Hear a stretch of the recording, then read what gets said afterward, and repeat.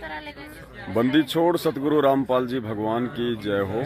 परम पिता परमेश्वर सारी सृष्टि के रचनहार, कुल मालिक, असंख्य ब्रह्मांडों के रचयिता, जगत गुरु संत श्रोमणी सतगुरु रामपाल जी परमेश्वर के चरण कमल में यहाँ जयपुर में लाइव साध संगति में उपस्थित सभी भक्तात्माओं का कोटि कोटि दंडवत प्रणाम।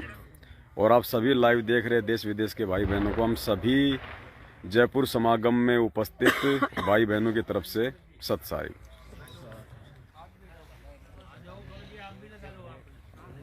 पुण्यात्माओं, ये 2 दिन का जयपुर में लाइव साध संगति का ये प्रोग्राम था और मालिक की विशेष मेहर हुई। 1000 से ऊपर यहाँ पे परमपिता परमेश्वर जी की आत्माएं लाइव साध संगति में आई हैं। नेपाल से लेके भारत देश के लगभग सभी स्टेट की आत्माएं यहाँ पे आई हुई हैं और आज वो आत्मा यहाँ पे रुकी हुई हैं जिनकी या तो नाइट की ट्रेन है या जिनको कल अपने गंतव्य स्थान पे जाना है वापस। तो हजारों की संख्या में मालिक के बच्चे यहाँ पे आए और साध संगति का लाभ उठाया, पांचों यज्ञ का लाभ उठाया और पूर्ण ब्रह्म परमेश्वर सतगुरु रामपाल जी भगवान को भोग लगाया, मालिक का झूठा खाया और हम नीचों के जो कर्म बनने थे, जो परमेश्वर ने जो बनाने थे इस कलयुग की पिछली पीढ़ी में, वो परमेश्वर ने बनाए। और दिन ब दिन वो ठीक का समय जो निकट आ रहा है, जब पूरी पृथ्वी के ऊपर परमेश्वर का सतज्ञान होगा और वो आत्माएं जो सतयुग में जाने की अधिकारी होंगी, उन आत्माओं की शुरुआत परमपिता परमेश्वर जी ये सत्सेवक साध संगतियों के माध्यम से करवा रहे हैं। हम आपको लगातार लाइव के माध्यम से जो है अपडेट वगैरह दे रहे हैं। जितनी हमारी कोशिश होती है, जितना हम कर सकते हैं, थोड़े से बिजी शेड्यूल में टाइम निकाल के हम लाइव भी आते हैं, आप लोगों को सारी जानकारियां भी देते हैं। और कितनी तेजी से भगत समाज जागृत हो रहा है, शायद आप लोगों को जो घरों में बैठे हुए हैं अभी तक शायद कौन सा डर आपको सताया जा रहा है जो आप अपने घरों से बाहर नहीं निकल रहे सच का साथ देने के लिए। तो अभी यहाँ पे पूरी नाइट अगर परमपिता परमेश्वर ने दया की तो 4-5 घंटे लगभग यहाँ पे साध संगति चलेगी। और जो भी शंका होती है किसी भी भगत भाई बहन को, कोई छोटी छोटी बात जो उनके समझ में नहीं आती है, जो परमेश्वर के सत्संग होते हैं जिनके अंदर बहुत गहरा सार छुपा होता है, उन आत्माओं को नहीं समझ में आ पाता है, लेकिन उनको अंदर ही अंदर से वो बातें उनको कोसती रहती हैं कि भाई गुरुजी ऐसा क्यों बोल रहे हैं, आखिर ऐसा इसमें क्या है, मुझे समझ में क्यों नहीं आ रहा। तो एक दूसरे भाई बहनों को निमित्त बना के, जैसे टीचर स्कूल में पढ़ाता है और पढ़ाने के बाद 1 घंटे का जो पीरियड होता है लास्ट का, वो बच्चों को ही सौंप दिया जाता है कि आपस में तुम डिस्कस करो, जो टीचर के द्वारा जो पढ़ाया गया है तुम उसके ऊपर थोड़ा रिवीजन करो, अगर किसी को समझ में नहीं आया तुम्हारे भाई बहनों को तो उनको समझाओ। पुण्यात्माओं, ठीक ये स्थिति इस आध्यात्मिक मार्ग में है। आज परमपिता परमेश्वर के हम सभी जो बच्चे हैं हम उनके भगत हैं, उनके शिष्य और शिष्या हैं।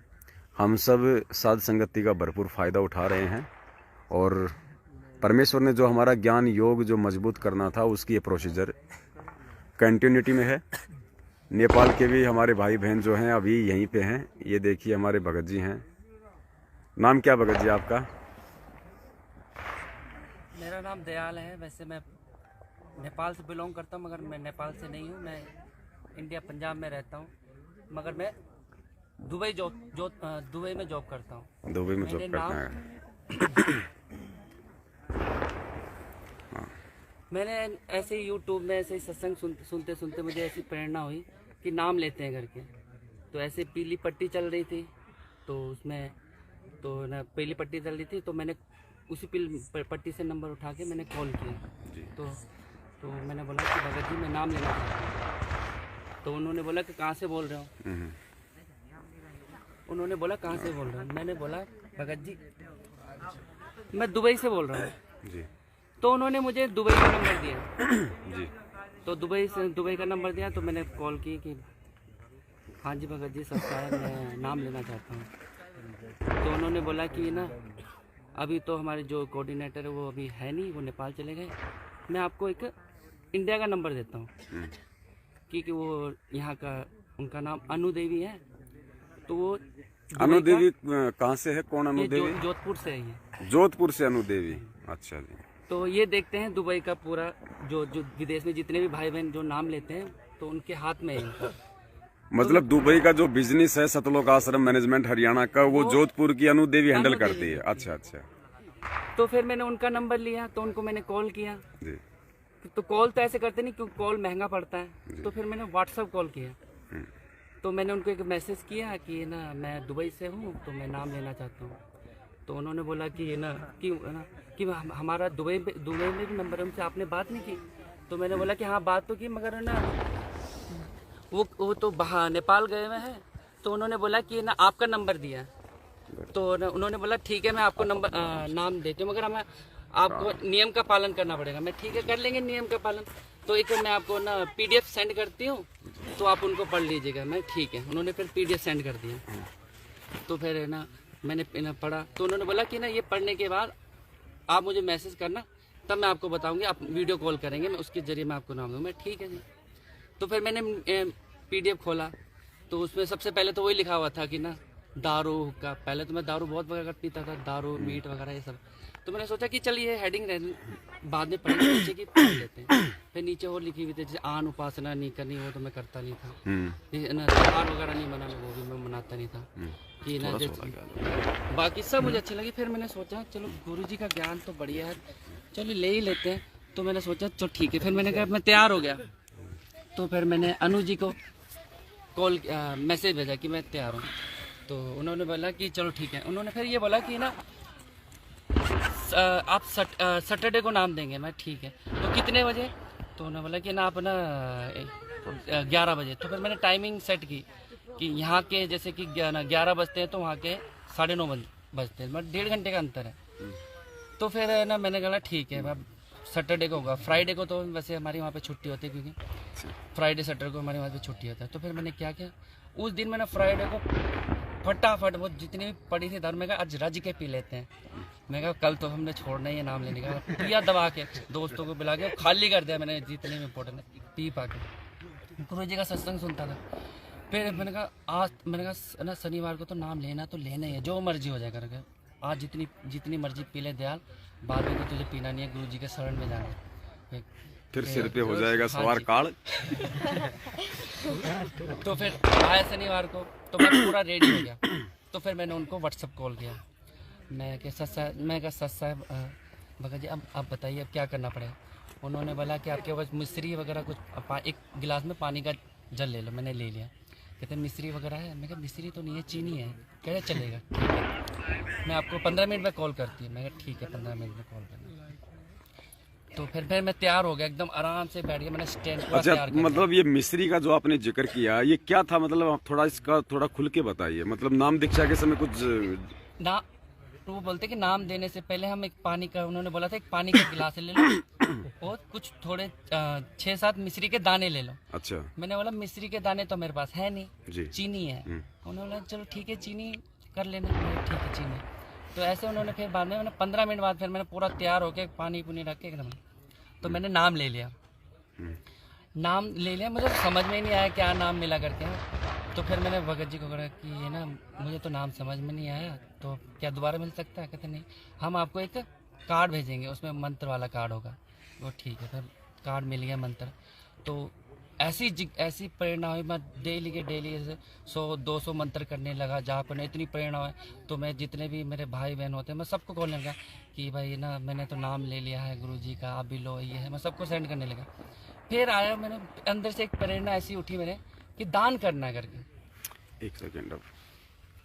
अच्छा भगत जी, दास यहाँ पे थोड़ा सा आपको रोकना चाहेगा, क्योंकि जहाँ जहाँ दास को आपके इंटरव्यू में परमेश्वर के ज्ञान के विरुद्ध जो बातें लगेंगी, दास मतलब साथ साथ में परमेश्वर के आशीर्वाद से उनका समाधान भी करता चलेगा। बिल्कुल बिल्कुल। आपने कहा कि मुझे राजस्थान के स्टेट कोऑर्डिनेटर की जो वाइफ है श्रीमती अनु देवी जी, सूर सागर के जो वहाँ रहती है, कालू जी की बावड़ी। पहले तो टूटा फूटा मकान था, फिलहाल तो उन्हें अच्छी खासी उसको मतलब कोठी के रूप में सेट कर लिया है। गाड़ी वाड़ी हमने देखा है, गाड़ी वाड़ी भी जो है मतलब XUV ले आए हैं, मतलब जो 10-12 लाख रुपए की आती है। तो उन्होंने आपको ऑनलाइन मंत्र दीक्षा दिलवाई। जब आप दुबई में बैठे थे? दुबई में बैठे। ठीक है। आपने बताया कि जब मुझे वो ऑनलाइन नाम दीक्षा देने लगे उस समय उन्होंने मुझे कहा कि एक गिलास के अंदर थोड़ा सा पानी ले लीजिएगा, जल ले लेना। जल ले लीजिए, उसमें 2-4 मिश्री के या चीनी के दाने डाल लीजिएगा। डाल लीजिए, वो बोला हाथ में भी रख सकते हो। अच्छा अच्छा अच्छा अच्छा। मिश्री के दाने थे नहीं तो चीनी ले लीजिए। अच्छा, तो देखिए सबसे पहले तो हम आपको ये बताना चाहेंगे कि ये जो प्रोसीजर है ये प्रोसीजर बिल्कुल रॉन्ग है, क्योंकि जब किसी को प्रथम बार ये नाम दीक्षा दी जाती है परमपिता परमेश्वर सतगुरु रामपाल जी भगवान जी के द्वारा, तो परमेश्वर उस आत्मा को अमृत जल देते हैं। वो अमृत जल जो खुद वो परमपिता परमेश्वर सतगुरु रामपाल जी भगवान एक सादा जल को अपने वचन शक्ति से मंत्रित करते हैं, जिससे उस आत्मा के बहुत सारे विकार समाप्त होते हैं और नाम से जुड़ने की उस आत्मा में एक प्रेरणा होती है, वो गुप्त प्रेरणा, वरना ये काल भगवान इस नाम से आत्मा को इतना जल्दी नहीं जुड़ने देता है। तो वो जो प्रोसीजर है वो प्रोसीजर क्या है वास्तव में, उसके लिए आपको परमपिता परमेश्वर सतगुरु रामपाल जी भगवान का एक छोटा सा ये सत्संग हम आपको सुनाते हैं, जिसमें हमारे पूज्य गुरुदेव जी स्वयं कह रहे हैं कि जब ये दास किसी को मंत्र दीक्षा देता है तो एक साधारण जो वो जल होता है दास उसको एक वचन से मंत्रित करता है। तो पहले आप सुनिए परमपिता परमेश्वर जी के मुख कमल से। और यही कबीर साहब ने धर्मदास को कहा था, मेरे पास ये कबीर साहब का कबीर सागर रखा है, उसमें अमर मूल 265 नंबर पृष्ठ पे लिखा है कि धर्मदास 3 सतिथि में नाम देना, तू पहले जब आओ तो उनको ये पान परवाना देना, जैसे ये दास देता है एक अमृत वचन से अमृत बनाकर शुद्ध जल को। और तो आप जी ने सुना कि यहाँ पे परमपिता परमेश्वर सतगुरु रामपाल जी भगवान कह रहे हैं कि प्रथम बार जब किसी को ये पान परवाना दिया जाता है, ये प्रथम मंत्र दीक्षा दी जाती है, तो कह रहे हैं कि ये दास एक साधारण जल को अपने वचन से मंत्रित करके फिर उसको देता है, क्योंकि वो अमृत बन जाता है। तो ये जो प्रोसीजर है, वास्तविक प्रोसीजर तो ये है जो अभी आपने परमात्मा जी के मुख कमल से सुना। और आपको अनु देवी जी कह रही है कि एक पानी का गिलास ले लो, उसमें मिश्री के दाने डाल लो, तो बताइए वो कहाँ से अमृत हो जाएगा? क्या एक जो साधारण सी जो एक जीव है, उस जीव के ये कहने से कि एक पानी का गिलास ले लो, उसमें 4 दाने चीनी के डाल लो, क्या वो अमृत बन सकता है? क्या बन सकता है? बताइए आप जी, अपने गुरुदेव के मुख कमल से सुनने के बाद। अब जैसे जो वीडियो भी जैसे है ना गुरु जी के मुख कमल से होते, वैसे तो है ना ये तो प्रोसेस तो अलग ही है। अलग है ना, बिल्कुल एकदम। दूसरी दूसरी बात आपने बताया कि जब मुझे ऑनलाइन नाम दीक्षा दी गई तो आपने कहा कि मुझे वो मंत्र समझ में नहीं आए जो मंत्र मुझे सुनाए जा रहे थे। तो मैंने उनसे ये भी कहा कि जी मुझे ये मंत्र साफ साफ सुनाई नहीं दिए, तो उसके बावजूद भी उन्होंने आपको दोबारा से मंत्र नहीं सुनाए और आपको कह दिया कि आपके पास में एक मंत्रों का कार्ड भेज दिया जाएगा, आपने उस कार्ड के अनुसार करना, आपको व्हाट्सएप डाल दिया जाएगा। तो पहली बात तो यदि मंत्र आपको परमपिता परमेश्वर सतगुरु रामपाल जी भगवान के मुख कमल से जब आपको स्पष्ट रूप से सुनाई नहीं दिए, जब आपको उस विधि का ही नहीं पता चला, तो मंत्र दीक्षा आपकी वो कंप्लीट हुई ही नहीं। तो आपका मंत्र कार्ड से मंत्र जाप करने का ना कोई फायदा है, ना उसका कोई लाभ है, किसी प्रकार से उस दीक्षा का कोई फायदा नहीं है। अब बताइए आगे। तो उसके बाद फिर जब मंत्र करने के बाद फिर मेरे अंदर ऐसी प्रेरणा हुई, फिर मैंने सोचा कि दान भी देना चाहिए। तो फिर मैंने ना अनु भगत को फिर है ना व्हाट्सएप किया कि मैं दान देना चाहता हूँ। तो उन्होंने बोला कि ठीक है भगत जी, हम आपको एक अकाउंट नंबर देंगे, आप उसमें दान दे सकते हो जितना आपकी श्रद्धा अनुसार। मैं ठीक है। तो उन्होंने मुझे अकाउंट नंबर सेंड किया, जो मैं जितना अमाउंट था मैंने उनको सेंड कर दिया। तो अगली बार फिर मैंने बोला थोड़ा अमाउंट बताएंगे भगत जी? अमाउंट जैसे कोई बात नहीं, बता दो, जो है कोई दिक्कत नहीं है। ऐसे स्टार्टिंग तो मैंने ऐसा कर बोला, सेवा लगाई 2000 की। फिर अगली बार फिर प्रेरणा में मैंने बोला फिर उन्हें दान दिया। मैंने बोला भगत जी आप मुझे अकाउंट नंबर दीजिए, मैं फिर सेवा करना चाहता हूँ। तो मैं ऐसा होता है दुबई में, तो कोई एक्सचेंज होता है तो अपना जो आईडी होती है, जो हम किसी को ना अमाउंट सेंड करते हैं, तो उसके प्रोसीजर होते हैं कि पहले नाम लिखा जाता है, आईडी नंबर लिखा जाता है, फ़ोन नंबर लिखा जाता है, क्योंकि अगली बार भेजें तो आसानी हो।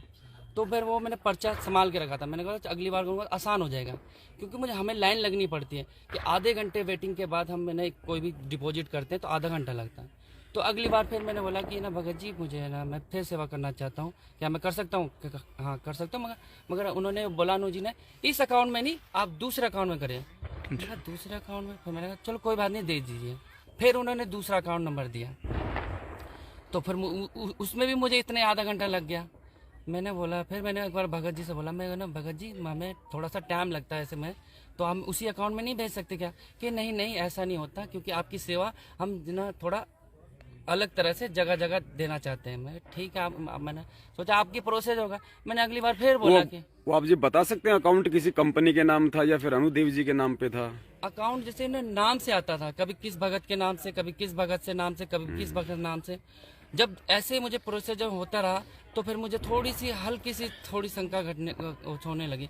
तो मुझे ऐसा प्रेरणा होने लगी, मैं दान सही जगह दे रहा हूँ या नहीं दे रहा हूँ करके मुझे अंदर ये होने लगा।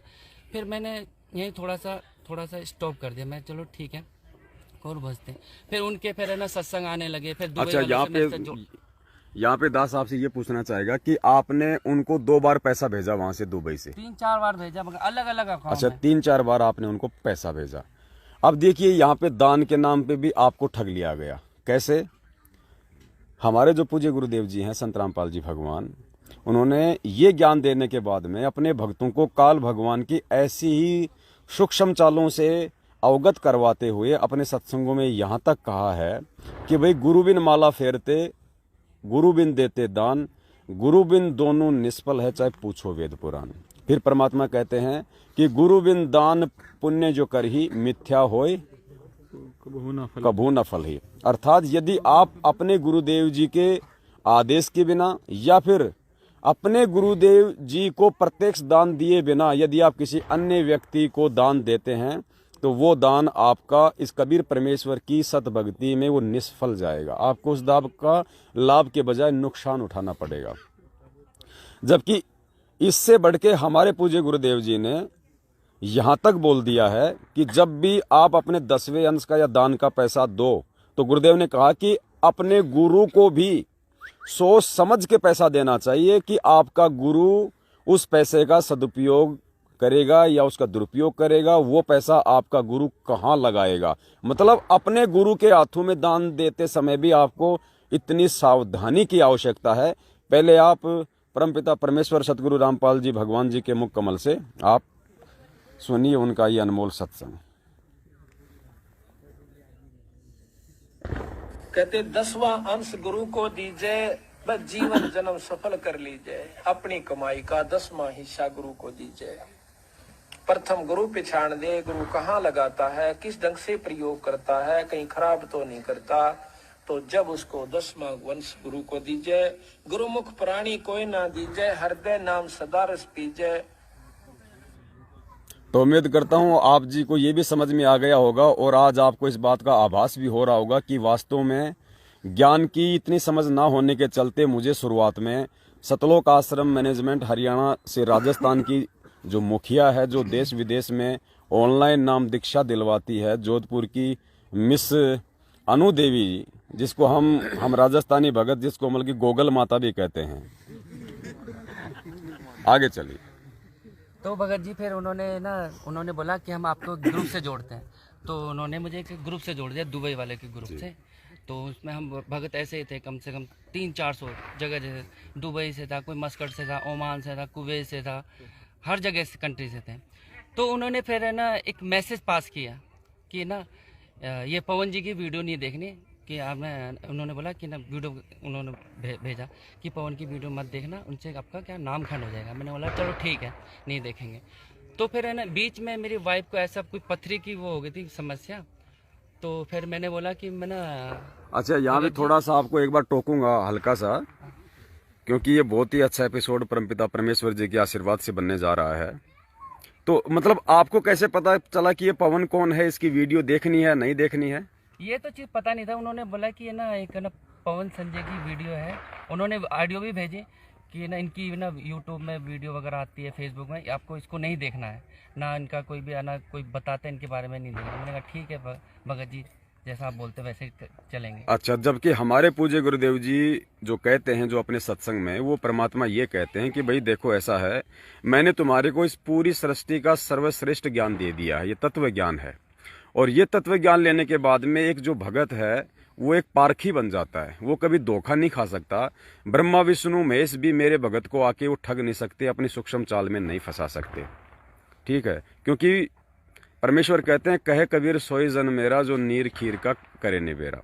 तो अब देखिए हमारे पूज्य गुरुदेव जी जो हैं वो कह रहे हैं कि यदि कोई भगत है, आपका वो गुरु भाई है या कोई और है, यदि आपको अच्छी अच्छी बातें बताता है, यदि आपको अपने गुरुदेव के सत्संग आधार से कोई नई जानकारी देता है, तो गुरुदेव कहते हैं कि उसकी बातों को अवश्य सुनना चाहिए और उसके द्वारा सुनाई गई बातों पे आपको अमल करना चाहिए।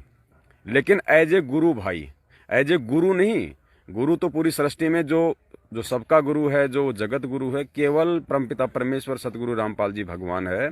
लेकिन आज इस लाखों की संगत में जो कि देखा देखी में जुड़ी हुई है, उनको सबसे ज्यादा जो है भ्रमित ये कह के वो किया जा रहा है कि जो पवन दास है उसका वीडियो नहीं देखना है, उसका वीडियो देख लिया तो नाम खंड हो जाएगा, वो गुरुद्रोही है। बहुत सारी बातें भक्तों को बढ़ा चढ़ा के सच्चाई से दूर रखने के लिए ऐसा बोला जाता है। जबकि हमारे पूज्य गुरुदेव जी अपने सत्संगों में क्या कह रहे हैं, क्योंकि हमने तो अपने पूज्य गुरुदेव जी के मार्ग दर्शन अनुसार इस भक्ति मार्ग पे चलना है। तो गुरुदेव कह रहे हैं कि ऐसे किसी भी भगत भाई की ऑडियो या वीडियो देखने से कोई नामखंड नहीं होता है, कोई मर्यादा भंग नहीं होती है। अगर वो ज्ञान अनुसार सारी बातें बोल रहा है तो आपने जरूर उसकी बातों को सुनना चाहिए। वो उसको साध संगति कहते हैं, उससे ज्ञान में निखार आता है। जो बातें हम गुरुदेव के सत्संगों के ना सुन पाने के अभाव में नहीं जान पाते हैं और हम वो गलतियां कर बैठते हैं, हम वो गलतियां करने से बचते हैं यदि हम भाई बहनों के आपस में यदि हम संगति करते हैं। तो आप देखिए, सबसे पहले परमपिता परमेश्वर सतगुरु रामपाल जी भगवान का ये सत्संग, और उसके बाद उम्मीद करूंगा कि आप जितने भी सुनने वाले भाई बहन हैं, आप जी का जो ये भ्रम है इसका सत्यानाश हो जाएगा कि किसी भी भगत भाई बहन से बात करने से या उसके द्वारा जो वीडियो बनाए जाते हैं, जो ज्ञानवर्धक भी जो होते हैं, उनको देखने से कोई नामखंड नहीं होता है। स्वयं पूज्य गुरुदेव भी हमें इस बात के लिए आदेशित कर रहे हैं। एक एक पॉइंट पे बहुत गहराई सोच रहा है। अब कोई भक्त ज्ञान सुना रहा है, बहुत अच्छी बात है, उसके द्वारा सुने ज्ञान पर अमल करे और उससे कहे भाई मुझे भी गुरुदेव के पास ले चलो, मेरा कल्याण करा। और आपने नाम ले रखा है और फिर कोई चर्चा चलती है, ऐसी कोई बात नहीं, फिर भी सुनो। और कोई पुराना भक्त है वो अच्छी अच्छी बातें बताएगा तो बहुत अच्छी बात है, गदगद हो जाओ कि मेरे गुरुजी ने कितना अच्छा ज्ञान दिया हुआ इस बच्चे को, भाई को, बहन को, और ये सब गुरु जी का ही दिया हुआ ज्ञान है, इसका नहीं है। तो उसमें आपको एज ए भाई यानी गुरु भाई गुरु बहन तो आपकी श्रद्धा हो सकती है, लेकिन अन्य दृष्टिकोण से, क्योंकि हम फिर उस पर इतना आसक्त हो जाते हैं, उसको फिर प्रणाम करने लग जाते हैं, बड़ा अच्छा भगत से। तो ऐसे ये बीमारी हमारे भगत समाज में पड़ी रही और इसका लाभ ये काल उठा गया। अच्छा जी, अब बताइए आगे। तो फिर ऐसा ही हुआ, मेरी ना वाइफ को थोड़ी पथरी हो गई थी, तो फिर मैंने सोचा कि चलो प्रार्थना लगा लेते हैं। तो फिर मैंने अनुज भगत को फिर फ़ोन किया, मैंने बोला कि ना भगत जी ना प्रार्थना लगानी है। कहते किस चीज़ की प्रार्थना लगानी है? मैंने कहा मेरे वाइफ की थोड़ी पथरी हो गई है तो मैं प्रार्थना लगाना चाहता हूँ। तो उन्होंने बोला कि आपकी वाइफ ने नाम लिया है? मैंने कहा नाम तो नहीं लिया है, कि उनको नाम दिलाओ। तो मैंने बोला भगत जी वो तो नाम लेते नहीं है, क्योंकि अभी तो मैंने ही स्टार्ट किया, बाकी तो घर में तो विरोध करते हैं, कोई लेने को तैयार नहीं है। तो मैंने बोला ठीक है भगत जी, मैं एक बार कोशिश कर लेता हूँ। तो फिर मैंने अपनी वाइफ को फ़ोन किया कि भाई ऐसा ऐसा है, तुझे ऐसा ठीक हो जाएगा। कहता भाई कि ना मैं तो ले नहीं सकती भाई, तुम आपको पता ही है ऐसा। मैंने ठीक है, फिर कोई हल निकलता होगा तो फिर मैंने ना अनुज जी को फिर बोला, मैं मना करे, कुछ और है तो कोई आप बताइए। कहते हैं ना उनको नाम दिलाने से ही रोग कटेगा, वैसे कटेगा नहीं। तो फिर मैंने भगत जी को बोला, भगत जी ना एक सत्संग मैंने सुना था जिसमें बोलते हैं कि ना जैसे नाम लेते हैं तो ना 121 पीढ़ी पार हो जाती है, तो आप कहते हो कि ना उनको नाम दिलाना पड़ेगा। अब घर में जो नाम नहीं ले, एक नाम ले रहा बाकी ना ले, उनकी ज़बरदस्ती तो हम कर नहीं सकते। कहते नहीं ऐसा नहीं होता, उनको नाम दिलाना पड़ेगा। तो हल्का से फिर मैं तो थोड़ा सा डाउट सा होने लगा, मैं या तो ये थोड़ा अलग सा हो रहा। तो फिर मैंने एक बार ऐसे ही फिर ऐसे ही विचार करते करते थोड़ा सा टाइम बीतते गया, तो बात आई अब सतनाम की। तो उन्होंने बोला तो 3 महीने के बाद आपको सतनाम लेगा। तो उन्होंने बोला कि जब भी आप इंडिया आओगे तो है ना आपको रोहतक आके एक ना हाजिरी देनी पड़ेगी। तो मैंने बोला ठीक है भगत जी, है ना जब टाइम मिलेगा तो ज़रूर है ना हाजिरी देंगे। तो बीच में फिर ये कोरोना आ गया था, तो फिर इनका एक मैसेज आया कि अब आपको आने की जरूरत नहीं है, हम आपको। अच्छा, यहाँ पे फिर मैं आपको टोकूंगा थोड़ा सा। जैसे कि आपने बताया कि आपकी मिसेज को कुछ प्रॉब्लम थी, और आपने कहा कि भाई मतलब आपने सोचा कि क्यों ना भाई मतलब मैं हाँ उससे मतलब प्रार्थना लगाई जाए ताकि उसको भी कुछ राहत मिले, कुछ लाभ मिले उससे। तो आपने अनु देवी जी को फोन किया होगा। अनु देवी जी ने कहा कि जी उनको तो नाम लेना पड़ेगा, नाम लेने से पहले उनकी प्रार्थना भगवान तक जा नहीं सकती, क्योंकि भगवान तो केवल उन्हीं की सुन पाता है जो नाम ले लेते हैं, उसके बाद तो उनके अंदर मशीन फिट हो जाती है। ठीक है, लेकिन यहाँ पे हमारे भगवान वास्तव में क्या बोल रहे हैं? ऐसे किसी को भी जबरदस्ती बिना ज्ञान समझे नाम दिलवाने के हमारे गुरुदेव हमेशा से विरोध में रहे, क्योंकि ये ज्ञान मार्ग है। ये भक्ति मार्ग पे वही आत्मा सही से टिक के चल सकती है जो पहले साल 6 महीना पूज्य गुरुदेव जी के सत्संग सुनेगी, ज्ञान को आधार बनाएगी, क्या नियम है, क्या मर्यादा है, मैं उनको फॉलो कर पाऊंगा या नहीं कर पाऊंगा, इन सारी बातों की जानकारी जब तक उसे नहीं हो जाती है। और जितनी भी जो भ्रमणाएं हैं, शंकाएं हैं जो उसके मन में इस ज्ञान को सुनने के बाद में, क्योंकि ये ज्ञान ऐसा है आज से पहले ये किसी ने दिया ही नहीं इस सृष्टि में। जब जब ये परमात्मा स्वयं आता है भिन्न भिन्न रूप धारण करके, स्वयं ही अपने द्वारा रची गई सृष्टि की जानकारी देता है। तो ये दुनिया में जो प्रचलित जो लोकवेद का जो होता है ज्ञान, उस आधार से बिल्कुल ये विपरीत होता है। तो इस ज्ञान को जब कोई भी व्यक्ति जब सुनेगा तो बहुत सारी शंकाएं ऑटोमेटिक उसके अंदर पैदा होती चली जाती हैं, जिनका समाधान भी सत्संग सुनते रहने से ही होता है। और जबकि वो कह रही है कि उसको नाम दिला दो बिना ज्ञान सुने, बिना किसी चीज के, जबकि हमारे गुरुदेव क्या बोल रहे हैं, तो हमने इस चीज को बहुत ही गहनता से समझना होगा। अब अगर ऐसे किसी को नाम अगर दिलवाना होता तो आज गुरुजी करोड़ों की भीड़ इकट्ठी कर देते। लेकिन पूज्य गुरुदेव हमेशा यही कहते हैं अपने हर सत्संग में कि बच्चों, ये नाम लेने से पहले ज्ञान को अच्छे से आधार बना लो, पहले सत्संग अच्छे से सुन लो, जल्दबाजी मत करो। यहाँ से DVD ले जाओ, CD ले जाओ, मेमोरी कार्ड ले जाओ, TV पे सुनो, पुस्तकें पढ़ो। जब ज्ञान समझ में आ जाए उसके बाद में आपने ये नाम दीक्षा लेनी है। तो जब आप पूज्य गुरुदेव का ये वीडियो सुनेंगे और उसके बाद में राजस्थान की महारानी अनु देवी के विचार जब आप जानेंगे, तो आप स्वयं निर्णय कर लेंगे कि अभी तक जो पूरी दुनिया को ऑनलाइन नाम दीक्षा दिलवा के सतलोक भेजने का ठेका ले रही है, वो खुद अपने पूज्य गुरुदेव के ज्ञान पे कितनी वो खरी है, कितनी सही चल पा रही है। तो इस मार्ग में आप जी को अब पुनः ब्लाइंड फेथ करना पड़ेगा। लेकिन ब्लाइंड फेथ करने से पहले आपने इस मार्ग को जैसे दूध का जला हुआ फूंक मारता है लस्सी को, ऐसे ग्रहण करना। आंखें बंद करके ग्रहण नहीं करना, लेकिन इसको ग्रहण करके फिर आंखें बंद कर लेना। कहने का भाव ये है कि फिर अग्रम अग्रम ना करना, यू नाम लेने पीछे। इस दीक्षा लेने से पहले आप खूब ट्राई करो और खूब परीक्षण करो। सब जो दास बताता उसका प्रमाण देखो और फिर आंखें बंद करके उपदेश ले लो। और फिर आंखें ही बंद रखना, यानी ब्लाइंड फेथ करना, पूर्ण विश्वास करना दास के एक एक शब्द पर। फिर आपकी भक्ति चलेगी। अब तो आप आते हो दूध के जले हुए और फिर यहां फूंक मारते हो लस्सी को भी। कोई बात नहीं, कुछ दिन के अंदर आपको अपने आप डिफरेंशिएट का पता लग जाएगा। और खूब ट्राई करो पहले, फिर बाद में अगन बगन करोगे तो भगवान का लाभ मिलना बंद हो जाएगा। दीक्षा लेने के बाद यदि आप दास के वचनों में अविश्वास करते हो, आपका नाम नहीं रहेगा। कह कबीर सुनो भी साधो, मैं तो हो विश्वास में। अब उस परम पिता परमेश्वर परम पूज्य कबीर जी, जो एक जुलाहा जाति में, एक झोपड़ी में रहने वाला, एक धोती लंगोटी में रहने वाला, और उसको भगवान मानना बालकों का खेल है। लेकिन वो परमात्मा है और थे और रहेंगे, क्योंकि हम समझ नहीं सके। अब उसको कोई परमात्मा मान सकता है? जब दास ने प्रारंभ में कहना शुरू किया तो लोग मजाक किया करते थे कि देख यू भी दानक हो गया। अरे भले हुए कृत्य, हम तो लेट हो गए, दानक कौन में, हमने तो पहले होना चाहिए था जब पता लग जाता था। कहने का भाव ये था कि दानक का अर्थ है कबीर पंथी। उस कबीर पंथ परमात्मा परमेश्वर के द्वारा दिए हुए वे ऑफर से पे उस रास्ते पर चलने वाले तो हमने पहले बन जाना चाहिए था। हमारे दादे परदादों ने बन जाना चाहिए था, भूत बने फिरे नकली संतों और पंथों। इन गुरुओं के शास्त्र विरुद्ध ज्ञान को सुन सुनकर।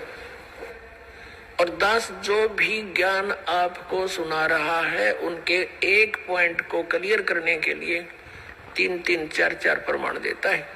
और पहले आपने जो अज्ञान सुन रखा था उसका कोई सिर पैर नहीं और आपको स्वीकार्य था। अब ये क्यों अग्रम अग्रम इतनी हो रही है आपके माइंड में? काल को ये चिंता बनी रहती है, कहीं ये इस मार्ग पर दृढ़ ना हो जा और इसका बेड़ा पार ना हो जा, तेरे हाथों से ना निकल जा। तो पुण्यात्मा, उपदेश लेने से पहले दास ने बहुत सुविधा उपलब्ध कर रखी है। जिन दिनों में सत्संग होता सत्संग सुन करो। फिर परमात्मा ने दया बख्श रखी है एक पवित्र टीवी चैनल पर,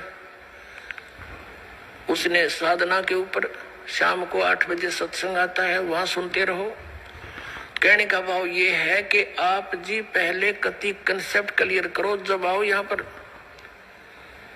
और नाम लेकर फिर जो सही दृढ़ होकर आते हैं उनको कुछ चंद ही दिनों में परमात्मा के वो चमत्कार शुरू हो जाएंगे। क्योंकि कनेक्शन ले लिया बिजली का, कनेक्शन लेते ही आपके पंखे चलेंगे, सब कुछ ठीक चलेगा। यदि कनेक्शन लूज हो गया, ना पंखा चलेगा ना कोई और सुविधा उस पावर से होगी। जो पावर सत्र का काम है तो पावर से ही होगा। तो इस प्रकार आपका अगर कनेक्शन लूज रह गया यानी आपका नाम खंडित हो गया तो मालिक की पावर आपके घर पर या आपकी बॉडी में काम नहीं करेगी। इसके लिए परमात्मा ने बताया है। जी दयाल दास जी, चलिए आगे। तो फिर आया, कहते हैं ना, सतनाम लेने का टाइम। तो बीच में फिर कोरोना काल स्टार्ट हो गया, तो उन्होंने बोला कि आपको ना हाजिरी लगाने की ज़रूरत नहीं है, तो आपको नाम सतनाम मिल जाएगा। तो बीच में मेरा एक बार नाम खंड हो गया था। नाम ऐसा खंड हुआ तो मेरा दोस्त ने बोला कि ना यार कुछ पैसे चाहिए। मैं क्या करेगा? कहते बियर पीनी है। तो उसको मैंने पैसे दे दिए। बाद में मेरे ख्याल आया तेरे मेरा तो नाम खंड हो गया, अब तो शुद्धिकरण कराना पड़ेगा। तो फिर मैंने अनुज जी को फिर फ़ोन लगाया। मैंने बोला कि भगत जी सच्चा। कहते क्या हो? मैं कहा भगत जी मेरा तो नाम खंड हो गया। कहते क्या हुआ? भगत जी ऐसी ऐसी बात होगी, ये ना फ्रेंड था, उसको मैंने पैसे दे दिए बियर देने के लिए कि आपको देखना चाहिए था कि आपको इतने नियम पड़ा, इतना देना है होना। मैं भगत जी अब गलती तो हो गई, आप बताओ क्या करना? कि आपको दोबारा से नाम लेना पड़ेगा। मैं ठीक है भगत जी। फिर उन्होंने फिर टाइम फिक्स की, फिर जाके फिर दोबारा फिर ना प्रथम नाम फिर मैंने लिया, फिर अपना नाम शुद्ध कराया। अच्छा दास, आपसे यहाँ पे ये जानना चाहेगा कि जब आपने अपने मित्र को बियर पीने के लिए कुछ पैसे दिए तो आपको उस समय तक इस बात का मालूम था क्या कि भाई ऐसे किसी को बियर पीने के लिए पैसे नहीं देने होते हैं? वो जो कार्ड में जो मैंने पढ़ा था ना देना है ना लेना है, उस टाइम तो दिमाग मेरा चला नहीं। बाद में एकदम से हुआ कि अरे यार ना लेना, गुरु उसमें कार्ड में लिखा ना देना ना लेना है, किसी को पिलाना भी नहीं है, यहाँ तक कि किसी को वो भी नहीं करना। मतलब वो पैसा देने के बाद आपको फिर वो सद्बुद्धि आई? सद्बुद्धि आई। तो यहाँ पे हमारे परमपिता परमेश्वर जी कह रहे हैं कि वो आपकी अनजाने की गलती है, आपने जानबूझ के ऐसा नहीं किया। यदि आपको पहले पता होता तो आप उसको निश्चित तौर पे उसको कोई पैसा आप जी नहीं देते। तो ये आपकी अनजाने की गलती है।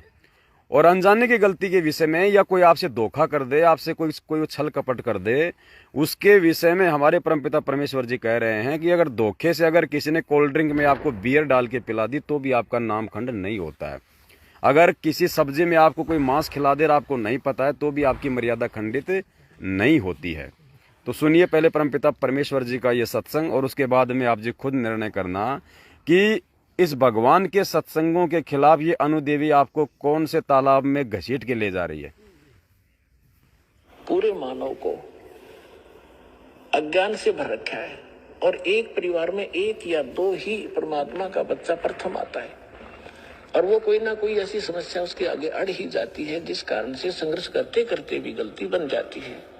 तो फिर उसके लिए बताया जाता दोबारा उपदेश ले और आगे भगवान को याद करके और ये मर्यादाएं खंड नहीं करना, नहीं तो भक्ति नहीं चलेगी। तो 1-2 बार आपको ये ऑप्शन दिया गया है और आप इसको फिर दोबारा ले लीजिए मंत्र, आप फिर स्टार्ट हो जाएंगे। जैसे किसी का मंत्र खंड हो जाता है, दूर देश में बैठा है और उसका पर जहाँ फोन आता है, प्रार्थना होती है तो उसका मंत्र खंड भी होता है, तो भक्ति बंद नहीं करनी चाहिए उसने, क्योंकि उसने नोइंगली नहीं कर रखी। तो फिर उसका जो डिपॉजिट होगी भक्ति वो सुचारू कर दी जाएगी, वो उस ओरिजिनल अकाउंट में आपकी आ जाएगी। जैसे बैंक में कई बार पैसे डाल दिए जाते हैं, कोई नंबर अकाउंट का गलत हो जाता है, बाकी एड्रेस सही है, तो फिर जाकर उसको शुद्ध करा लिया जाता है और मूल अकाउंट में आ जाता है फिर वो। तो ऐसे आप कई एक भगत कह रहा था जी, मेरे को ना किसी ने बारात में गया हुआ था और कैंपा कोला में बियर डाल दी, मेरा नाम खंड हो गया। उसके घर वाले कह रहे थे जो फिर शराब पीने लग गया। फिर वो आया, जब उससे पूछा भाई ऐसी गलती क्यों करी, कहने लगा जी मेरे साथ ऐसे ऐसे धोखा हो गया। फिर मैंने सोचा टूटता गया है पी ले छक्के कोई बात हुई है मूर्ख आदमी। अब जैसे किसी के पैर पे गलती से कोई पत्थर गिर गया और उंगली का चोट लाएगी तो सारे टांग न तोड़ दे, फिरते टूटता गई है थोड़ी सी है, बिना अकल की बात तुम्हारी। तो उसको ऐसा नहीं करना चाहिए। वो खंड आपने किया नहीं, किसी कारण से हो गया तो वो खंड भी नहीं होता ऐसे। अगर किसी ने आपके साथ धोखा किया है तो आपका नाम खंडित नहीं हुआ। फिर भी शंका बनी है तो सुचारू करवा लीजिए, वो कोई दिक्कत नहीं। और भक्ति नहीं छोड़नी चाहिए, वो करती रहनी चाहिए। किसी भी कारण से खंडित हो भी गया है, साधना करते रहिए, लेकिन इस उद्देश्य से कि फिर माफी मांगूंगा। जी दयालदास जी आगे चलिए। फिर आया ना सतनाम लेने का टाइम, तो उन्होंने बोला था कोरोना का टाइम तो चला था, उनको आपको हाजिरी लाने की ज़रूरत नहीं है। तो फिर उन्होंने बोला सतनाम लेना, तो सतनाम का टाइम आया तो फिर उन्होंने वही बोला कि वैसे ही ना जैसे पहले प्रथम नाम में जो आपने जल लिया था, चीनी लिया था, वैसे लेके बैठो। फिर बैठ गया तो उन्होंने बोला कि ना पहला मंत्र सुनाओ जो आपको हमने पहला मंत्र दिया। तो मैंने बोला कि मंत्र तो आपको आपने बोला सत्संग में बोला कि ना ऐसे मंत्र बताना नहीं होता, कि आप हमें थोड़ी बता रहे हो कि हम देखना चाहते हैं कि ना आपको मंत्र आपको याद है कि नहीं है। मैंने ठीक है जय बंदी छोड़ के चलो सुना ही देते हैं। मैंने पहला मंत्र उनको सुना दिया, ठीक है। अब भाई सतनाम, फिर सतनाम लिया मैंने, तो ऐसे उन्होंने ना ऐसे वीडियो कॉलिंग में सतनाम मैंने ले लिया। अच्छा, यहाँ पे फिर काल भगवान ने आपके साथ एक बहुत बड़ी ठगी मार ली, ज्ञान की पूरी समझ ना होने के चलते। क्योंकि मंत्र आपको परमपिता परमेश्वर सतगुरु रामपाल जी भगवान ने दिए, और उन मंत्रों को फिर आपने किसी को नहीं बताना होता है। ये गुरु जी का सख्त आदेश होता है। यदि आप किसी को, यानी अपने पूज्य गुरुदेव जी के अलावा यदि आप किसी को वो मंत्र बताते हैं तो आपकी मर्यादा खंडित हो जाती है। परमेश्वर की पावर जो है वो आप तक फिर नहीं पहुंचेगी, क्योंकि आपकी मर्यादा खंड होने से नाम का जो लाभ मिलना होता है जीव को वो नहीं मिलता है। तो गुरुदेव हमें कितना आगाह कर रहे हैं कि आपने किसी को भी ये मंत्र नहीं बताना है। सुनिए परमपिता परमेश्वर जी का ये सत्संग। बोलो सतगुरुदेव की जय हो। कोई भी भक्ति मार्ग का आपको गाइडलाइन दास देगा, अन्य कोई नहीं दे सकता। आप जी ये भी नहीं कह सकते, किसी कोई पूछता आपसे कि सुवर्ण कैसे करूं मैं दूसरे मंत्र का, सतनाम का, सारनाम का, तो आपने जिक्र करना ही नहीं है किसी के सामने। आप नहीं बता सकते उसको कि ये मंत्र बाहर छोड़िए अंदर ले, नहीं तो आप उसके गुरु हो जाओगे, आपका नाम खंड हो जाएगा। आप उसको ऐसे बता सकते हो कि गुरुजी ने मुझे ऐसे बताया, मैं तो ऐसे सेवन करता हूँ। वो भी सतनाम जिसने ले रखा हो, जिसने ले नहीं रखा उसको नहीं बता सकते। जिसने ले रखा है वो कहता मेरे भूल लगी है। और वैसे तो हम यहाँ शुद्ध करा देते हैं, यहाँ भी आप पूछ सकते हो। वैसे भी जिसने उपदेश ले रखा है, दूसरे ने भी ले रखा, सतनाम दोनों ने ले रखा है, उसको ये नहीं कह सकते आपके ये पहला मंत्र ऐसे छोड़ दूसरा ऐसे ले, आपका नाम खंड हो जाएगा, क्योंकि आप उसके गुरु बन गए। आप उसको इतना कह सकते हो कि गुरु जी ने हमें ऐसे बताया है, ये मंत्र ऐसे छोड़ना है, ये ऐसे लेना है। वो समझ जाएगा दूसरा कि ऐसा मंत्र। बोलो सतगुरुदेव की जय हो। तो देखिए दयालदास जी, यहाँ पे पूज्य गुरुदेव जी तो कह रहे हैं कि आपने डायरेक्ट किसी को ये नहीं बताना है कि ये मंत्र ये है, ये इस मंत्र का ऐसे जाप करना है, इसको ऐसे छोड़ना है, इसको ऐसे अंदर बाहर लेना है।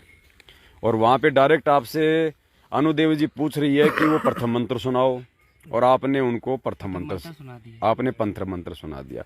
तो बताओ आपने किसके आदेश की पालना की? आपकी जो गुरु है वो तो लेडी अनुदेवी हो गई, झांसी की रानी है।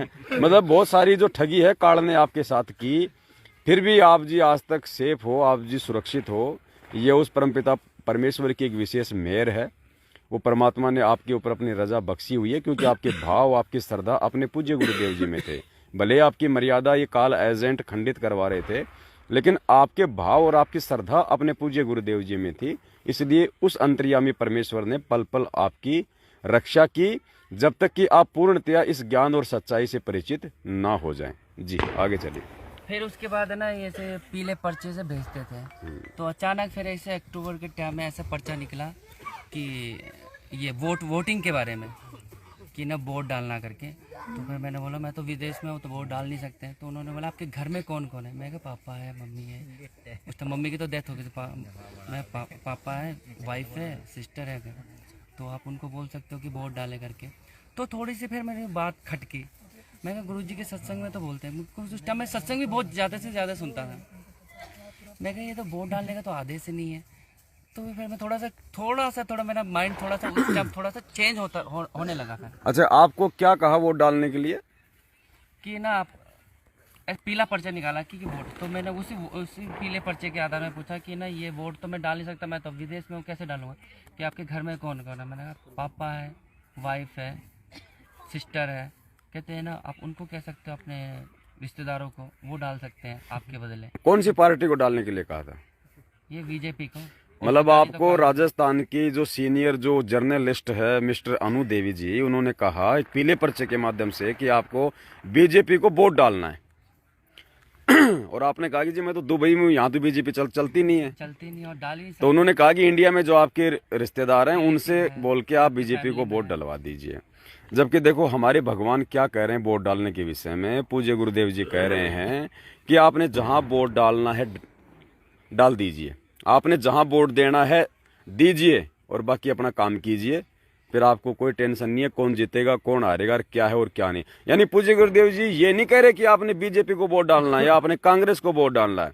गुरुदेव कह रहे हैं कि यदि आपको पूर्णतया ये आध्यात्मिक ज्ञान नहीं है और यदि आप किसी को वोट डालना चाहते हैं तो आपकी मर्जी है कि आपने वो किस पार्टी को वोट डालना है। ये नहीं कह रहे कि आपने उस पार्टी को वोट डालना है। पर्टिकुलर किसी पार्टी का कोई पक्ष या विपक्ष यहाँ पे पूज्य गुरुदेव जी नहीं कर रहे हैं। जबकि ये काल एजेंट सतलोक आश्रम मैनेजमेंट हरियाणा वाले पक्षपात करते हुए आप जी से बीजेपी को वोट डलवा रहे हैं। सुनिए। यहाँ जगह नहीं है, मम्मी के पास थोड़ी देर मम्मी को भूल जाओ।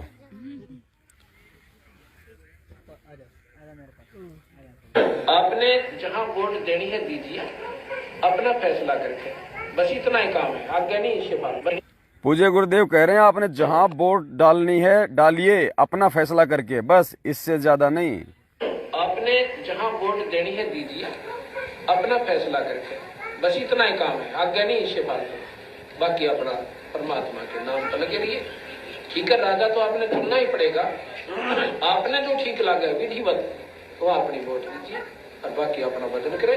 बढ़ेगा वो ठीक से, ना बढ़े तो उन्हें ठेका ले रखा होता, उसके नसीब फलेंगे।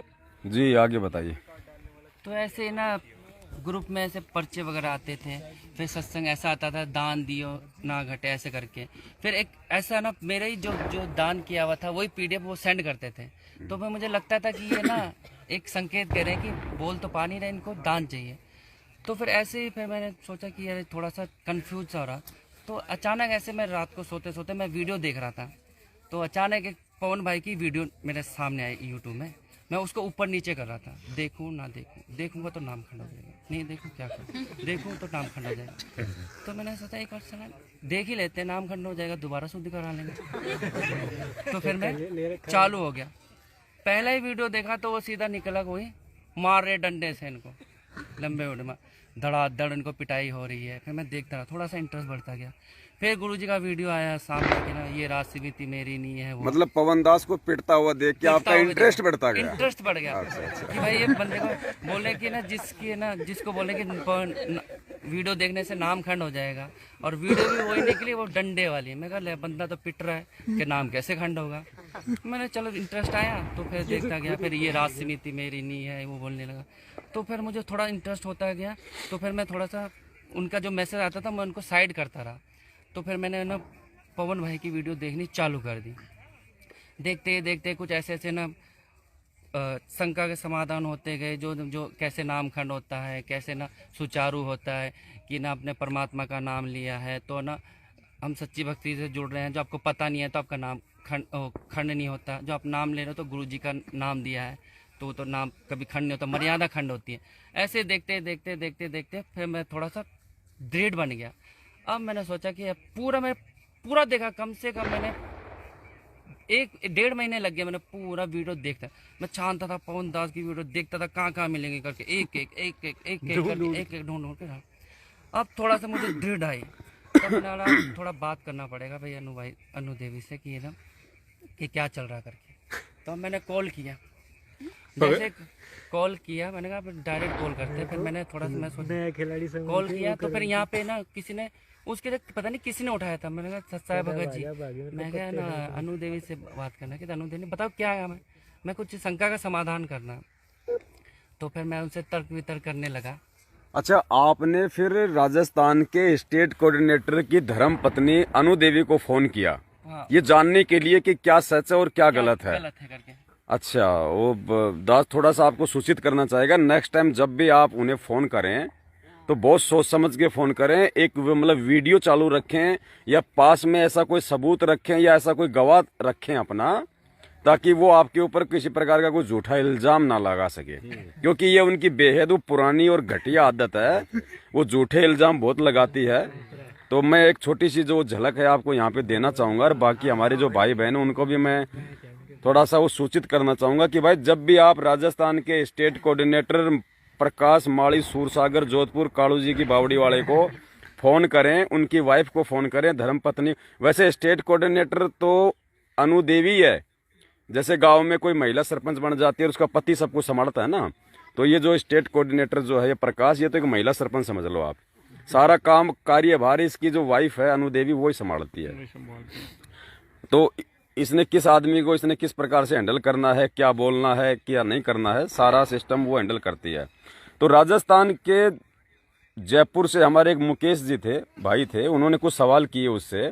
बेचारा 450 किलोमीटर दूर बैठा है जयपुर में जोधपुर से, और उस पे किस प्रकार से वो सारनामी अनु देवी जो देश विदेश में ऑनलाइन नाम दीक्षा दिलवा रही है, जो खुद सारनाम प्राप्त अपने आप को बताती है, उसके बाद में किस प्रकार से अपने ही भगत भाई पे, एक गुरु भाई को हमारे समाज में सगे भाई से भी ज्यादा ऊंचा दर्जा दिया जाता है, वो धर्म भाई हो जाता है।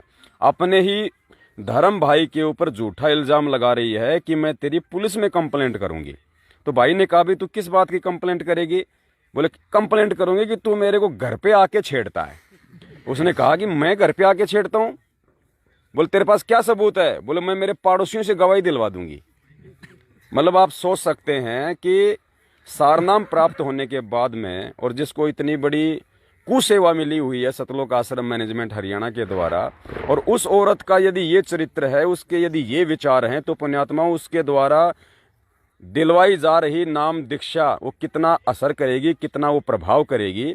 आप जी 4 मिनट की ये ऑडियो ध्यान से सुन के स्वयं आकलन कर सकते हैं उनके आचार विचार और उनके उस चरित्र का। सुनिए।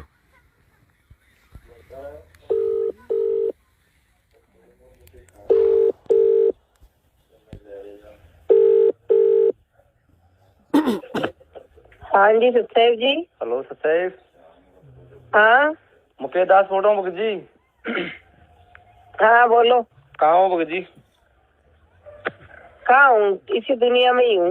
दुनिया में कहाँ? तो दुनिया में तो सभी हैं, बगोड़े भी दुनिया में है। सभी है तो आपको मैंने उस दिन भी कहा था 24 आवर्स में अपने घर पे ही मिलती हूँ। अच्छा, और प्रकाश भगत जी बोला आपको काम क्या है? आप वो सीधा वे में बोला करो, कहाँ हो कहाँ नहीं हो, आपके घर पे तो हूँ नहीं। 5 सितंबर हो गई। मैंने आपको मेरी बात सुनो, उस दिन भी मैंने आपको साफ लफ्जों में कहा था मैं अपने घर पे मिलती हूँ, ठीक है ना? हाँ जी। रोज एक ही सवाल पूछते हो। सुन रहा हूँ भगत जी, मैं बता रहा हूँ। आज 5 सितंबर हो गई दिल्ली, मुझे पता दिल्ली बीच में तेरे को साथ लेके चलने की मैंने कोई ठेका नहीं उठा रखा। पूरे रास्ते का ठेका ले रखा ना आपने? पूरा रास्ता ले रखा ठेका? राजस्थान का ले रखा है, तुम सुन जैसे गुरुद्वारों का नहीं ले रखा मैंने। क्यों? बकवास करने वालों का। क्यों क्या? तो अगर तुम मेरी बात सुनो, आप लोगों ने तो ले रखा ठेका, आप तो आपने भर दिया ना फॉर्म। मैंने फिर घर क्यों बैठे हो आप? सतलोक नहीं जाना है क्या आपको? तू लेके जाएगा सतलोक? आपके मोहन बगोड़े लेके जाएगा। मोहन बगोड़े ने बताया ना आपको स्कीम। मेरी बात सुन, मोहन भगत जी ले जाए चाहे गुरुजी ले जाए, हमें तो जो गुरुजी कहते हैं ना वो हमारे लिए सर्वोपरि है। तो फिर आप घर पे क्या कर रहे हो? सतलोक नहीं जाना है क्या आपको? मैं तो कहा था ऐसा इल्जाम लगाऊंगी पुलिस में, कंप्लेन करवाऊंगी तू मेरे साथ छेड़छाड़। भगत जी डरता कौन है इस चीज से? डरता कौन है भगत जी? आप तो मैंने उस दिन भी कहा था आपको कि पहले आप ये काम करो, अगर आपके मेरी बात सुनो, अगर आपके हिसाब से बनता है तो पहले काम करो। आप लोगों ने इच्छा मृत्यु के फॉर्म भर दिए और भरवा लिए भक्तों से, तो 5 तारीख हो गई, चलो आज वहाँ पे 5 सितंबर हो गया आज। फिर क्या कर रहे हो आप? सतलोक नहीं जाना है क्या आपको? मैं कह रही हूँ तू ले जाएगा क्या सतलोक, ये बता। आप लोग ले जा रहे थे ना वो भक्तों को मरवा कर, ले जाएगा? आप लोग ले जा रहे थे ना भक्तों को मरवा कर। जाएगा क्या? मैं तेरे से पूछ के उसका जवाब देना।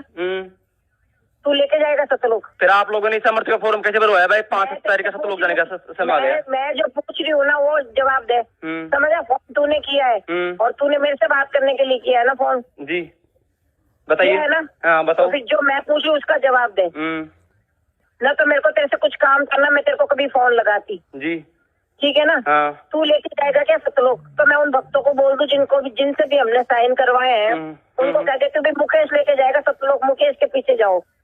वो मोहन भगोड़ा ने बोला था ना आपको? मोहन भगोड़ा ने स्कीम निकाली ना सतलोक जाने की। मेरी बात सुन, पहले तो तमीज से बोल, क्या भगोड़ा होता है? भगोड़ा ही तो है वो। भगोड़ा तू, भगोड़ा पवन, तुम क्यों नहीं आते सामने? कहाँ बताओ, कहाँ बुलाना है बताओ हम भाई। कहाँ बुलाना है? जब बुलाना हो तो होगा ना। बुलाना है बताओ कहाँ? आपके घर पे आए पहले, आप बुलाओ कहाँ आना है, अब आ जाए। भगोड़े नहीं है, भगोड़े नहीं है। बुलाती हूँ मैं तुम्हें, 1 मिनट रुको, बुलाती हूँ मैं तुम्हें, फिर देखती हूँ तुम भगोड़े हो या तुम क्या हो। ठीक है बोलो। और मैं पहले और लास्ट बार कह रही हूँ, आइंदा से मेरे फोन पे फोन कर दिया तो तेरी मैं करती हूँ कंप्लेन पुलिस में। किस चीज की कंप्लेन? मैं पहले बोला हूँ, आप मेरी कंप्लेन पहले करो। आप मेरी बात सुनो, पहले करो। हम चाहते हैं कि आप हमारी कंप्लेन करो। अब करो किस चीज की ये बताओ? ये करूंगी, परेशान कर रहा है। काहे के लिए? आप यहाँ राजस्थान के मुख्यमंत्री बन के बैठे हो तो करेंगे नहीं क्या फोन?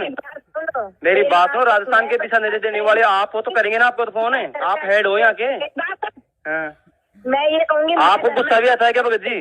गुस्सा भी आता है क्या आपको? फोन करके परेशान करता है, घर पे आके दुखी करता है, मोहल्ले वालों से गवाही दिलवा दूंगी। ओहो, यानी कि आप बहुत सच्चे भगत हो ना?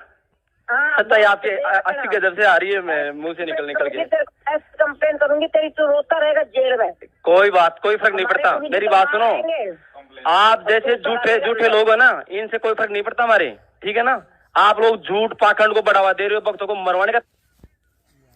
तो दयाल दास जी, आपने जिनसे नाम लिया था, अब देखिए उनके बातचीत से उनका जो चरित्र, आचार, विचार, व्यवहार आप जी के सामने है। और बाकी जो भाई है उन्होंने भी सावधान रहना चाहिए, जिन्होंने उनसे नाम दीक्षा ली हुई है ऑनलाइन।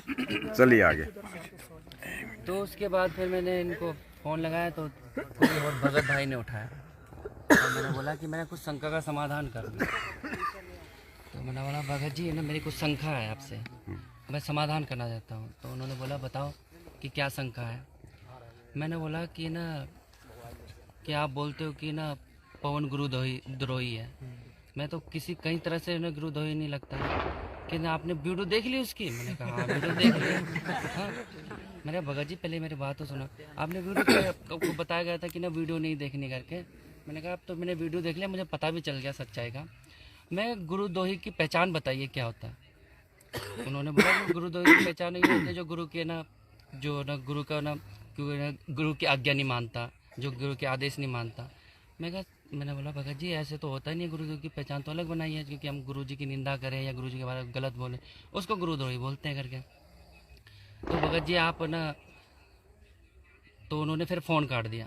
फिर मेरे से रहा नहीं गया, फिर मैंने दोबारा फिर फ़ोन लगाया।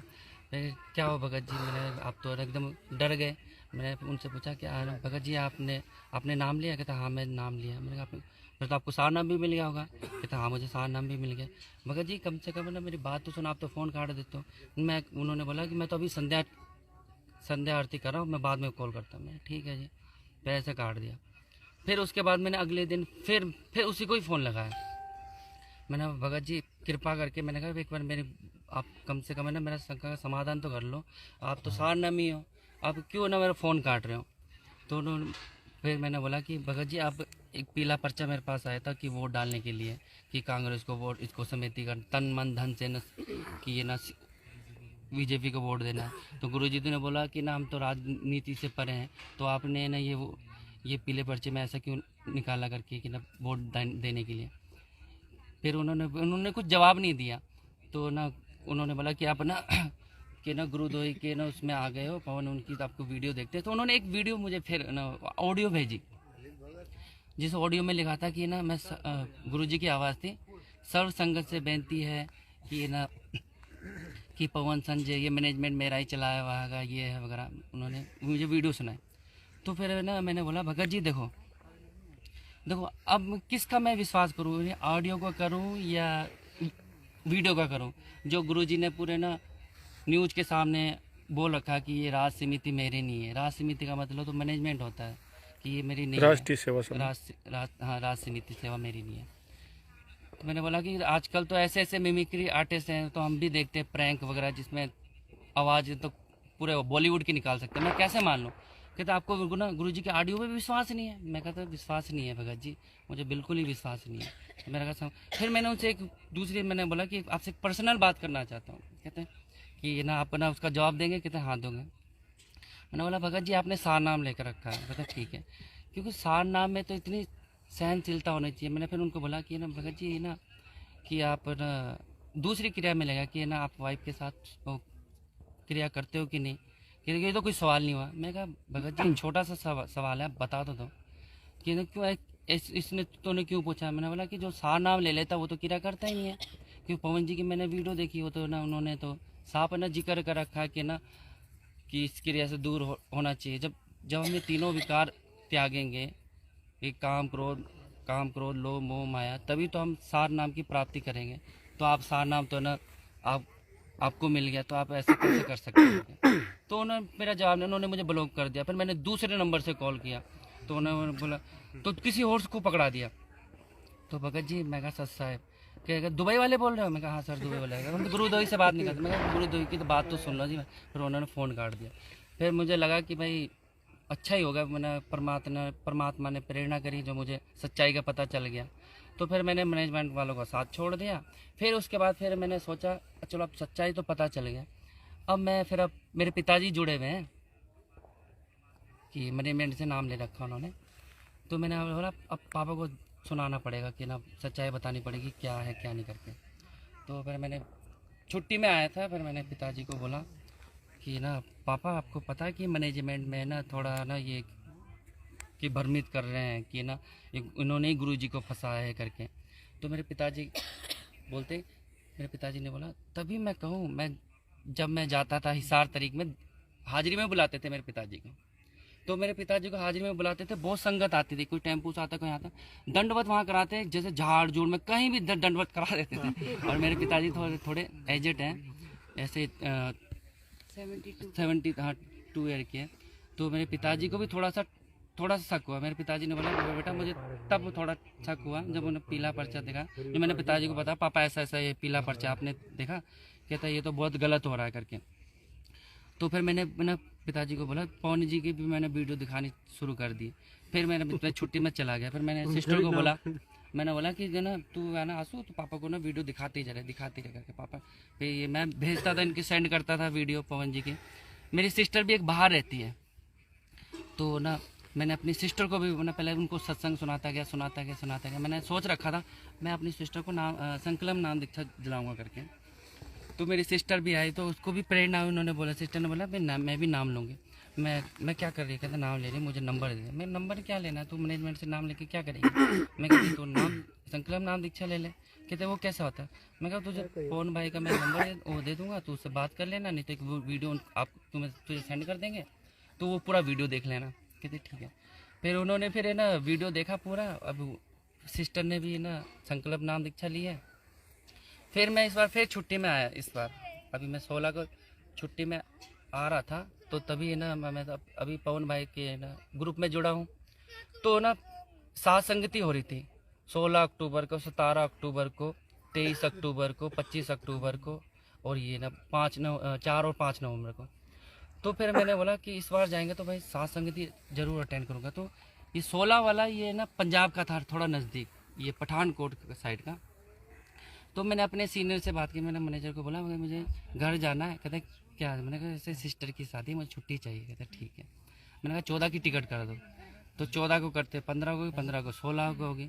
तो तभी ना फिर मैंने कहा अब ये 16 वाले साथ संगीत तो मैं अटेंड नहीं कर पाऊँगा।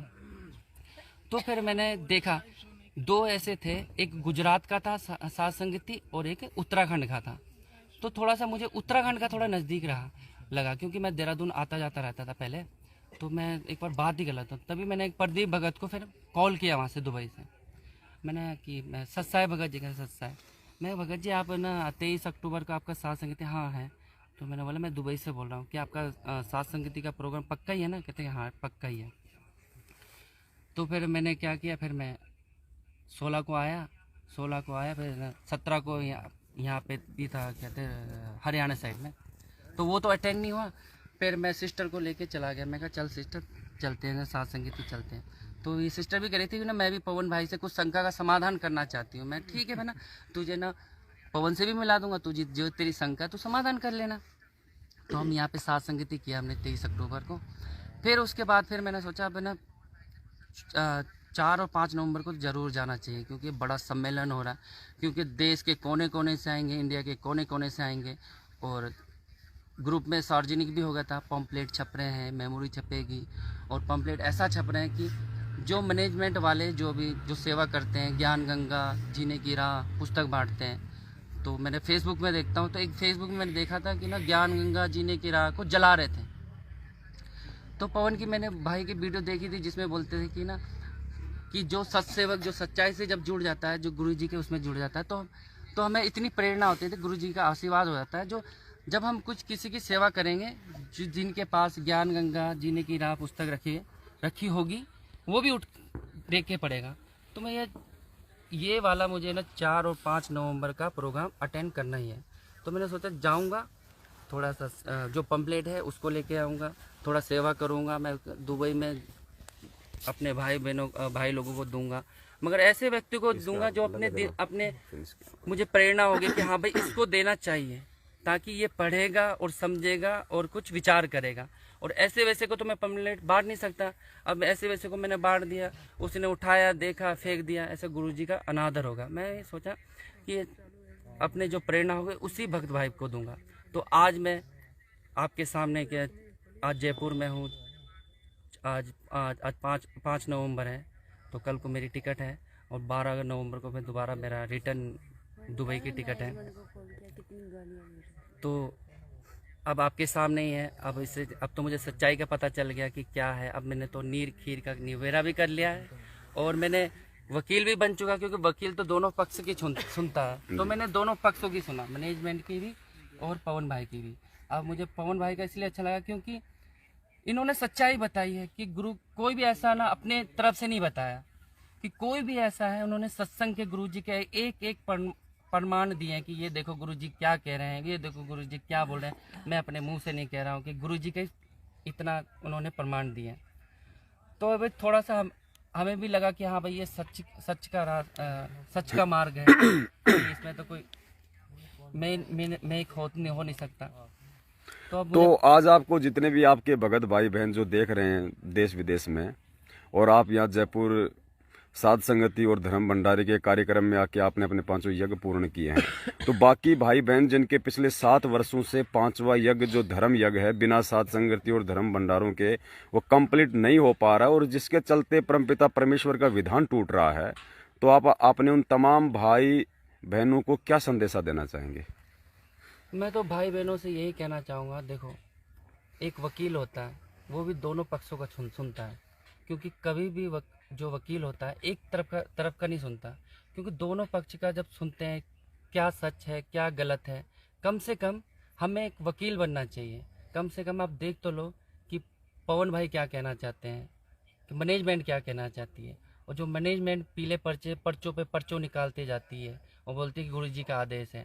और भाई बहनों, अब जो जैसे ऑडियो आपको तो पता ही है, आजकल तो कोई भी ना फर्जी मिमिक्री आर्टिस्ट ऐसे हैं जो ना बॉलीवुड शाहरुख खान के, सलमान खान के, मोदी के कैसे आवाज़ निकाल देते हैं। कम से कम हमें ये देखना चाहिए, ऑडियो को भी सुनो और वीडियो को भी देखो। जब गुरुजी ने बोल दिया पूरे ना वर्ल्ड में, पूरे न्यूज़ के सामने बोल दिया, ये राज समिति मेरी नहीं है, ये राज समिति मेरी नहीं है। राज समिति का मतलब तो मैनेजमेंट ही होता है। अब आपको ये देखना चाहिए, आपको नील खीर का निवेरा करना चाहिए, क्या सच है क्या गलत है। कम से कम एक बार आप वीडियो जरूर देखें, आप ना सच्चाई को जानने की कोशिश करें। आप ये ना सोचें कि नाम खंड हो जाएगा। जो आपको ऐसा डर लगता है, मेरी तरह एक बार नाम शुद्ध करा लेना। जैसे मैं पहले अपना नाम शुद्ध कराता था, नाम शुद्ध हो जाता है, मैनेजमेंट में आपका नाम शुद्ध हो जाता है, नाम शुद्ध कर देंगे। कम से कम एक बार मेरी प्रार्थना आपसे, अपना छोटा भाई बड़ा भाई जैसा भी आप मुझे मानते हो, एक बार वीडियो देखने का प्रयास जरूर करें। भाई बहनों एक बार जरूर देखें, पवन भाई का जरूर देखें। देखो हमेशा मैनेजमेंट से बात करते हैं, बार बार वो संजय का बीच में लगाते हैं। हमें पता है संजय गुरुद्रोही है। पहले संजय पवन भाई के साथ जुड़ा था, अभी उनको 2-3 साल हो गए, अब उन्होंने वो खुद ही गुरु बन गए। 56 भोग लगा रहे हैं, खा रहे हैं, आशीर्वाद दे रहे हैं। ये तो छोटा 5 साल का बच्चा भी बता देगा भाई ये गुरुद्रोही है। अब पवन जी है, पवन जी ने तो पूरा अपने तरफ से तो कुछ नहीं किया। आपके सामने गुरु जी के वीडियो दिखा रहे हैं, सत्संग दिखा रहे हैं, सत्संग को समझा रहे हैं। अब तो हमें ऐसा हो गया, अब तो हमें सत्संग भी समझ में आने लग गया। पहले तो हमें सत्संग समझ में नहीं आता था, हम सत्संग तो सुनते थे मगर हम उस पकड़ नहीं पाते थे कि क्या कहना चाहते हैं करके। अब ऐसा हो गया, कोई भी सत्संग सुनते हैं हम तो एक कड़ी पता चल जाता है कि हमें कि हाँ क्या कहना चाह रहे हैं गुरु जी के, आदेश क्या है। सत्संग ही गुरु जी के ही समाधान है, सत्संग में ही गुरु जी के आदेश है। जय बंदी छोड़ की सदगुरु रामपाल जी भगवान की जय। अच्छा लगता है चाय आ गई, थोड़ा सा ब्रेक, थोड़ा चाय राम ले लेंगे। 4-5 मिनट का एक ब्रेक आ गया। हाँ ले आप पियो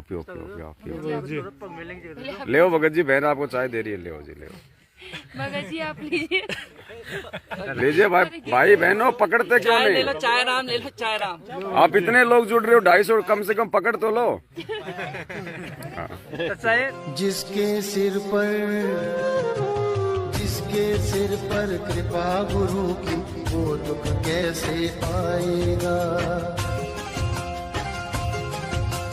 जिसके सिर पर कृपा गुरु की, वो दुख कैसे पाएगा।